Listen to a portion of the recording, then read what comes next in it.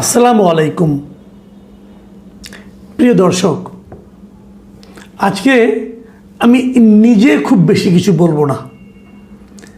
জাতীয় সংসদে আজকে বীর মুক্তিযোদ্ধা অ্যাডভোকেট ফজলুর রহমান সাহেব যে কথা বলেছেন, আমি সেই কথাগুলি আরেকবার উচ্চারণ করতে চাই। আজকে আমি সংসদে ওনার বক্তৃতাটা শুনলাম, প্রায় 15 মিনিট উনি বক্তব্য দেওয়ার কথা, ওনাকে সময় দেওয়া হয়েছিল। মাঝখানে একটু ঝামেলা হয়েছিল, হইচই হয়েছিল, থেমেছিলেন কিছুক্ষণ, পরে উনি আবার বক্তব্য দিয়েছেন। সব মিলে 15 মিনিটে একটু বেশি হয়তো হবে। কিন্তু উনি যে কথাগুলি বলেছিলেন, আমার কাছে এতদিন ধরে মনে হচ্ছিল এই কথাগুলি বলা দরকার। অ্যাডভোকেট ফজলুর রহমান বিভিন্ন সময় কিন্তু বলেছেন মাঝখানে, কিন্তু জাতীয় সংসদে যখন উনি দাঁড়িয়ে কথাগুলি বলেন, তখন সেই কথাগুলোর অন্যরকম একটা গুরুত্ব চলে আসে। এবং অ্যাডভোকেট ফজলুর রহমান সাহেব কী বলেছেন, উনি কিন্তু মুক্তিযুদ্ধ নিয়ে কথা বলেছেন। এবং খুব একটা ইন্টারেস্টিং হলো, ওই সময় সংসদে তিনি সভাপতিত্ব করছিলেন স্পিকার হাফিজউদ্দিন আহমেদ, উনিও একজন বীর মুক্তিযোদ্ধা। একজন মুক্তিযোদ্ধাকে উদ্দেশ্য করে আরেকজন মুক্তিযোদ্ধা বক্তব্য দিয়েছেন। মাঝখানে অনেকেই ছিলেন যারা নতুন প্রজন্মের, যারা মুক্তিযুদ্ধের সময় ছোট ছিলেন।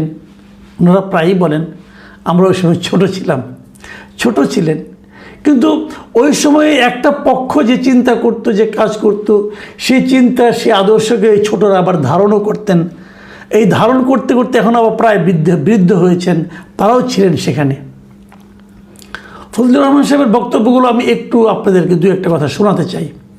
যেমন উনি 5ই আগস্টের যে আন্দোলন ছিল, সে আন্দোলনে যারা নিহত হয়েছিলেন তাদের প্রতি শ্রদ্ধা জানিয়েছেন। কিন্তু শ্রদ্ধা জানিয়ে উনি বলেছেন যে 5ই আগস্টকে উনি বিপ্লব বলতে রাজি নন। তেনার ভাষায় উনি কী বলেছেন, যে আগস্ট কোনো বিপ্লব নয়, আগস্ট হলো গণ অভ্যুত্থান। সেই অভ্যুত্থানকে যারা মুক্তিযুদ্ধ এবং মুক্তিযোদ্ধার সঙ্গে তুলনা করতে চায়, জুলাই যুদ্ধ এবং মুক্তিযুদ্ধ, তাদের সবাইকে আমি বলবো এই কথাটা বলাই অন্যায়। এবং তারপর উনি একটু তুলনা করতে গিয়ে বলেছেন, প্রশান্ত মহাসাগরের সঙ্গে কুয়ার তুলনা এবং হিমালয় পর্বতের সঙ্গে টিলার তুলনা করার মতো হবে এই দুটো তুলনা। অনেকে কিন্তু আমরা শুনেছি গত বেশ কয়েকদিন ধরে, গত 1.5 বছর ধরে, এটা 5ই আগস্টকে তারা বলতে দ্বিতীয় মুক্তিযুদ্ধ, দ্বিতীয় স্বাধীনতা, তারপরে আপনার বিপ্লব হয়েছে। ভাই, বিপ্লব এত সহজ না। বিপ্লব অন্য জিনিস। বিপ্লবের পিছনে একটা আদর্শ থাকে, বিপ্লবের পিছনে একটা বিপ্লবী সংগঠন থাকে। এটা এভাবে বিপ্লব হয় না। যাই হোক, আমরা বিভিন্ন সময় বলেছি ছোট মানুষ, আমাদের গলার আওয়াজ তো এত দূর যাবে না। কিন্তু আজকে ফজলুর রহমান সাহেব যেভাবে, যে ভঙ্গিতে কথা বললেন, ওনার বয়স 77 বছর, কিন্তু উনি যেভাবে কথা বললেন, আমার কাছে মনে হলো যে এই সমস্ত লোকদের পক্ষেই মুক্তিযুদ্ধ করা সম্ভব। আমি মাঝে মাঝে মেজর হাফিজউদ্দিন আহমেদ, যিনি স্পিকার, ওনার কণ্ঠ সেই ধরনের কথা শুনি। মুক্তিযুদ্ধের আসলে কাউকে তোয়াক্কা করতো না, ওনাদের বিশ্বাস ওনাদের মুখ দিয়ে উচ্চারিত হতো। সেই দৃশ্য যেন আমি আজকে আবার দেখলাম।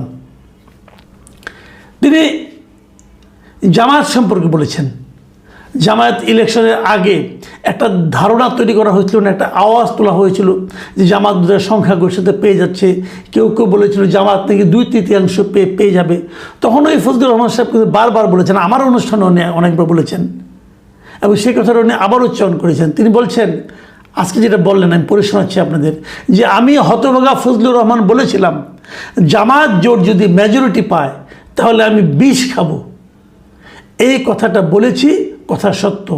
আমি বলে যাচ্ছি, এবং তারা কোনোদিন যুদ্ধে জয়লাভ করতে পারে না, রাজনৈতিক যুদ্ধে, কারণ তাদের পূর্বপুরুষ বাংলাদেশ চায় নাই।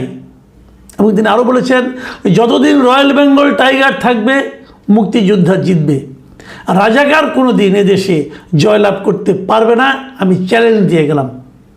মানে উনি সেই চ্যালেঞ্জটা আবার দিলেন। কেন? এর পেছনে অন্তর্নিহিত কী শক্তিটা ওনার কাজ করেছে। আমিও কিন্তু সেটাই বলি, যে এই বাংলাদেশ নামটা আমরা যে কারণে পেয়েছি, যার মাধ্যমে পেয়েছি, যে মুক্তিযোদ্ধাদের মাধ্যমে পেয়েছি, সেই যুদ্ধটাকে আপনি, যে যুদ্ধের যে আদর্শ, সেই যুদ্ধের যে প্রেরণা, সেটাকে আপনি ছোট করে দেখতে পারবেন না। সেই প্রেরণা, সেই আদর্শ বারবার এই ভূখণ্ডে জয়লাভ করবে এবং এটাই স্বাভাবিক। মুখে অনেক অনেক কিছু করবে, অনেকের শাসন নিয়ে মানুষ বিরক্ত হবে, কিন্তু ভোট দেওয়ার সময় ওই প্রসঙ্গটা বড় হয়ে দেখা দেবে। সেটা হলো যে আমাদের উৎসটা কোথায়, আমরা কোথা থেকে এলাম, এই দেশটা কোথা থেকে এলো, এই পতাকা কোথা থেকে এলো। সেই প্রশ্নগুলো মানুষ যখন নিজেকে একবার করবে, তারা তখন ওই মুক্তিযুদ্ধে যারা বিরোধিতা করেছিল, যারা এই বাংলাদেশ চায়নি, তাদের পক্ষে ভোট দিতে পারবে না। ফজলুর রহমান সাহেব কিন্তু এই কথাটি বলেছেন। ওনাকে নিয়ে যে কথাগুলি বলা হতো এই গত 18 মাস, এই 18 মাসে কিন্তু অনেকে ওনাকে নানাভাবে অপমান করার চেষ্টা করেছে। ওনার বাসার সামনে নানা ধরনের স্লোগান দেওয়া হয়েছে, ওনাকে অপমান করার জন্য অশ্লীল কথা বলা হয়েছে। সেই সময়ে উনি অনেক অপমানিত হয়েছেন এবং তার জন্য ওনার দলও ওনার বিরুদ্ধে ব্যবস্থা নিয়েছিল। তারপর উনি চুপ করেছিলেন। সেই কথাগুলি আজকে উনি আবার উচ্চারণ করলেন। আমি ওনার কথা থেকে আবারও পড়ছি। উনি বলেছেন, আমরা কি মুক্তিযুদ্ধ করি নাই? যেমন বিরোধী দলের নেতা বলেন, তাকে আমি অসম্মান করি না, সবসময় মাননীয় বলে কথা বলি, কিন্তু তার দলের লোকজন এখানে বসে আছে, তারা আমাকে ফজা পাগলা বলে কথা বলে, তারা নাকি সভ্য, তারা নাকি ইসলাম। এবং উনি যে বলেছেন, ওই দিন বলল যে আমার দাড়ি পাকা, আমার চোখের সব পাকা। উনি আমার চেয়ে 10 বছরের ছোট, আমার বয়স 78 বছর, আমি 48 সালে জন্মগ্রহণ করেছি, উনি 58 সালে জন্মগ্রহণ করেছেন। এবং এক পর্যায়ে স্পিকার তাকে থামে বলে, এই ধরনের কথা কি ওনাকে কেউ বলেছে? উনি জোর দিয়ে বলেছেন, হ্যাঁ বলেছে।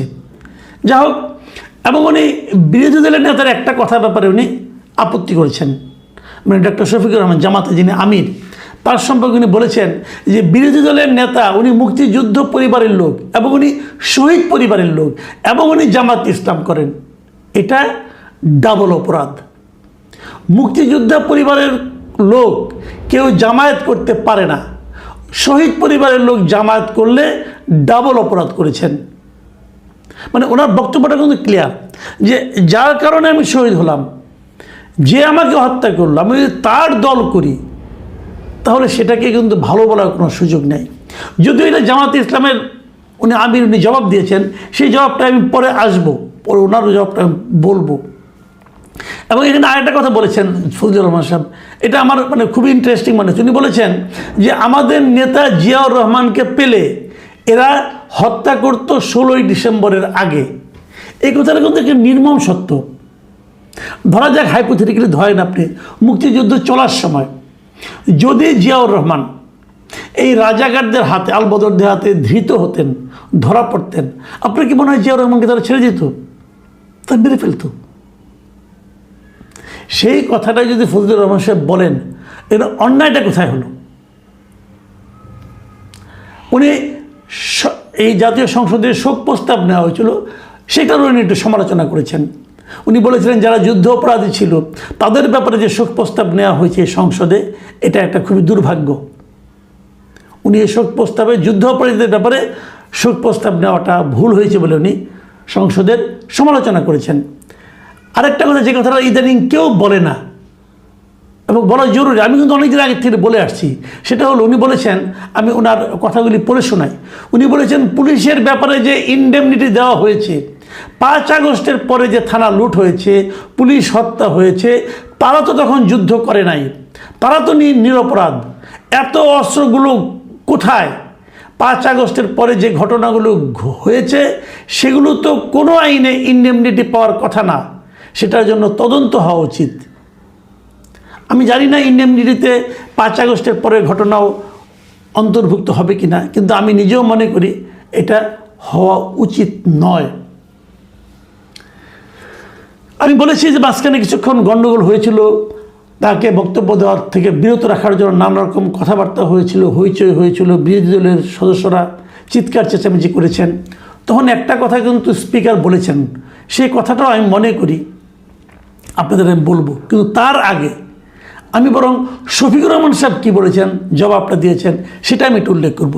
শফিকুর রহমান সাহেব বলেছেন তিনি আমাকে পার্সোনালি অ্যাটাক করেছেন, মানে ইনি মানে ফজলুর রহমান সাহেব, তিনি বলেছেন, আমি বলে থাকি আমি শহীদ মুক্তিযোদ্ধা পরিবারের সদস্য। উনি এটাকে চ্যালেঞ্জ করেছেন। 2 নম্বর, উনি বলেছেন কোনো মুক্তিযোদ্ধা বা শহীদ মুক্তিযোদ্ধা পরিবারের কেউ জামায়াত ইসলামী করতে পারে না। তাহলে কি ওনাকে জিজ্ঞাসা করা লাগবে? এটি আমার নাগরিক অধিকার, আমি কোন দল করব, কোন আদর্শ অনুসরণ করব, এর উপর হস্তক্ষেপ করার ন্যূনতম কোনো অধিকার রাষ্ট্র কিংবা সংবিধান কাউকে দেয়নি। খুব চমৎকার কথা, কিন্তু আমার পছন্দ হয়েছে যে ওনার এটা নাগরিক অধিকার। মুক্তিযোদ্ধা পরিবারের সন্তান হয়ে মানে আপনার জামাতে ইসলাম করা যাবে কি যাবে না, সে আদর্শ গ্রহণ করা যাবে কি যাবে না, সেটা নিয়ে তো বিতর্ক থাকতে পারে। সে আলোচনায় আমি যাচ্ছি না। আমি ওনার শেষ কথাটা বলছি যে আমি কোন আদর্শ অনুসরণ করব, আমি কোন দল করব, সেটা আমার নাগরিক অধিকার। একদম চমৎকার কথা। এবং রাষ্ট্র এবং সংবিধান আমাকে অধিকার দিয়েছে। আমিও সেই কথাটাই বলি, কে কোন দল করবে তার নাগরিক অধিকার। সংবিধান আমাদেরকে সেই অধিকার দিয়েছে।